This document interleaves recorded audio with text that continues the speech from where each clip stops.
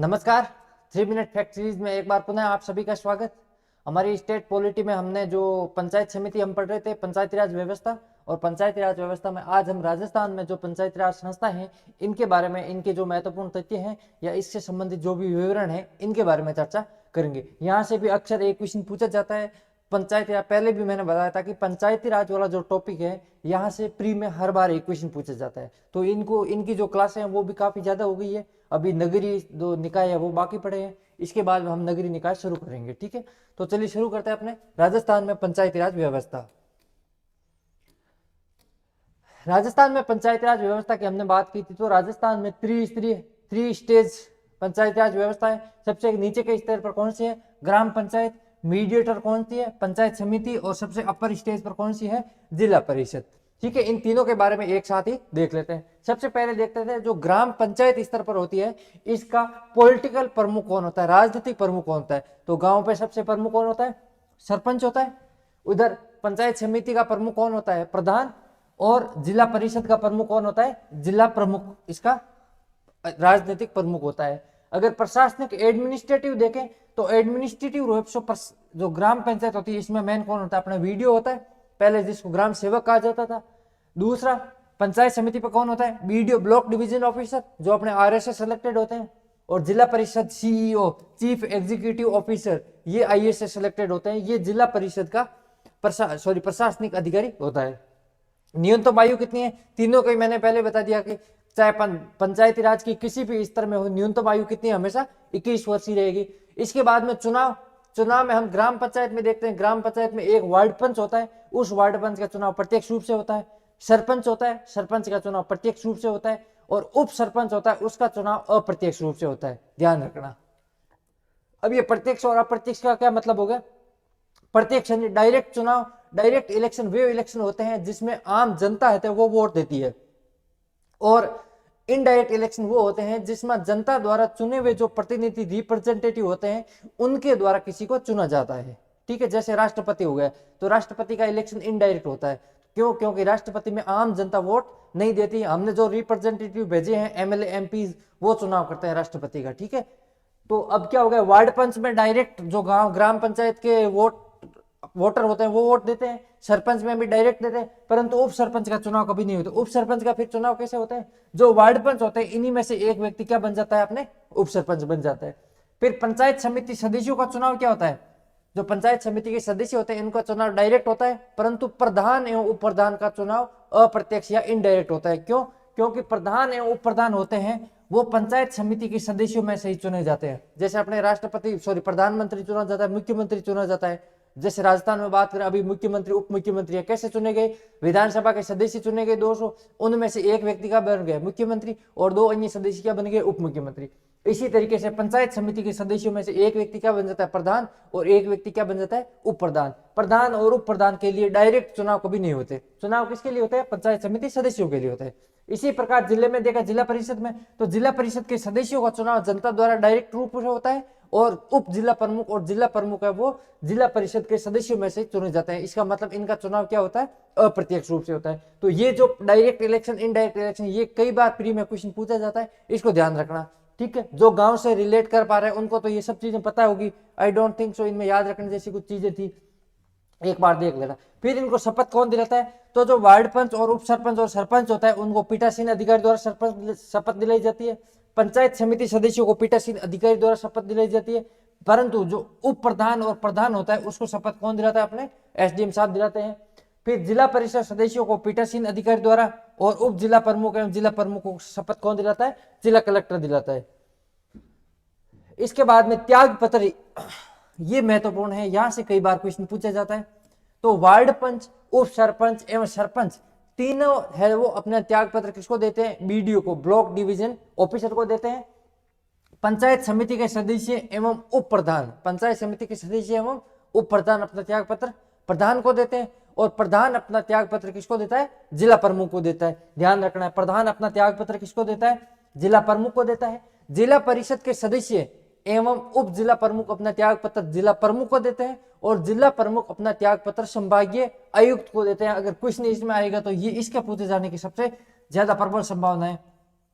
कि जिला प्रमुख अपना त्याग पत्र किसको देता है, तो जिला प्रमुख अपना त्याग पत्र संभागीय आयुक्त को देता है, ध्यान रखना। इसके बाद में ये बैठकों वाला क्वेश्चन है, ये भी इंपॉर्टेंट है, कई बार प्री में ये पूछा हुआ है या वन डे एग्जाम में पूछा हुआ है। तो ग्राम पंचायत की बैठक कब 15 दिन में एक बार होनी चाहिए, और पंचायत समिति की 1 महीने में एक बार होनी चाहिए, इसकी 3 महीने में कम से कम कितनी होनी चाहिए, एक बार। 15 दिन, 1 महीना और 3 महीना, ठीक है।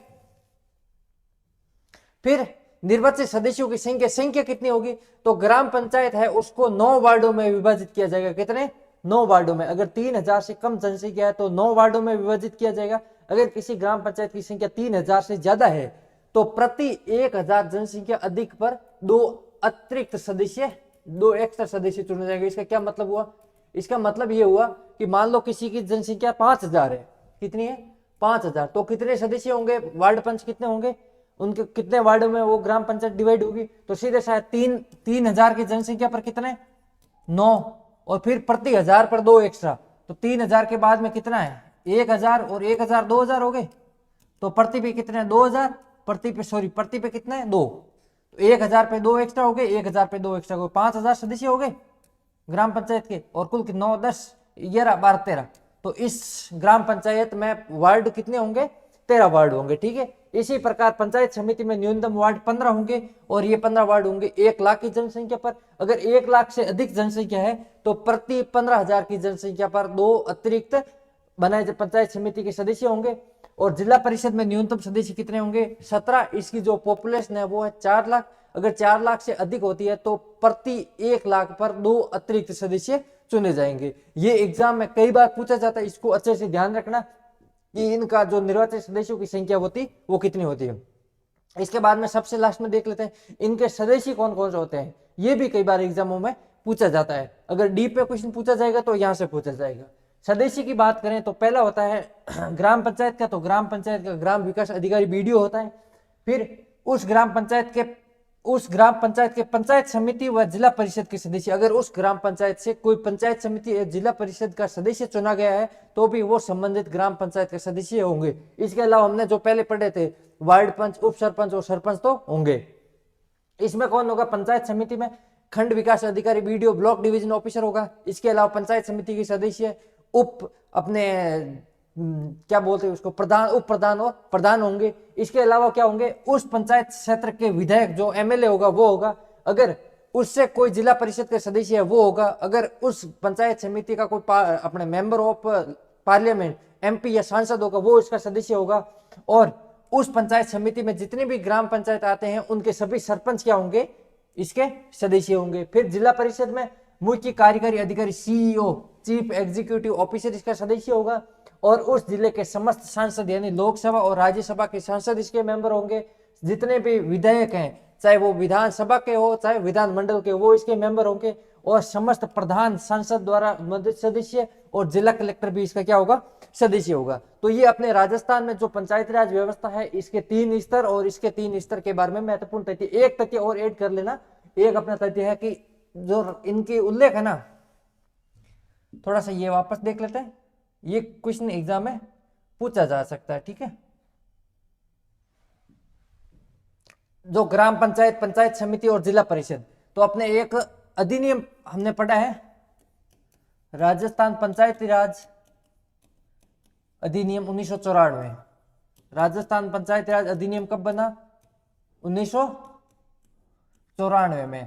तो 1994 की जो धारा 9 है उसमें ग्राम पंचायत का उल्लेख है। धारा 10 है उसमें पंचायत समिति के गठन का उल्लेख है। और जो धारा 11 है उसमें जिला परिषद के गठन का उल्लेख है। तो ध्यान रखना, ये जो गठन वाली धारा मैंने पहले भी बताए थे, आरपीसी का गठन, लोकायुक्त का गठन, मानवाधिकार आयोग का गठन, वित्त आयोग का गठन, राज्य वित्त आयोग, राज्य निर्वाचन आयोग, इन जितने भी जो संस्थाएं हैं इनके अपने गठन का उल्लेख है ना कौन सी धारा में, वो याद कर लेना, वो एग्जाम में पूछा जाता है। तो अब अपने ग्राम पंचायत का पूछेंगे, पंचायती राज में राजस्थान में पूछेंगे तो पंचायती राज का एक्ट कौन सा है, राजस्थान पंचायती राज अधिनियम 1994। धारा ग्राम पंचायत के लिए 9, 10, 11, बस याद रख लेना, 9, 10, 11 याद हो जाएगा। 9 सबसे नीचे, 10 मीडियम और 11 क्या होगी, सबसे ऊपर, ठीक है। तो धारा कौन सी, 9, 10, 11 राजस्थान पंचायती राज अधिनियम कब बना, 1994 में, ठीक है। तो ये अपने पंचायती राज व्यवस्था से संबंधित जो महत्वपूर्ण तथ्य थे इनको चर्चा कर लिया हमने। कल की क्लास में हम करेंगे नगरीय जो स्थानीय निकाय है इसके बारे में चर्चा करेंगे। ठीक है, तो आज के लिए इतना ही, मिलते हैं कल की क्लास में, तब तक के लिए सबको बहुत बहुत धन्यवाद।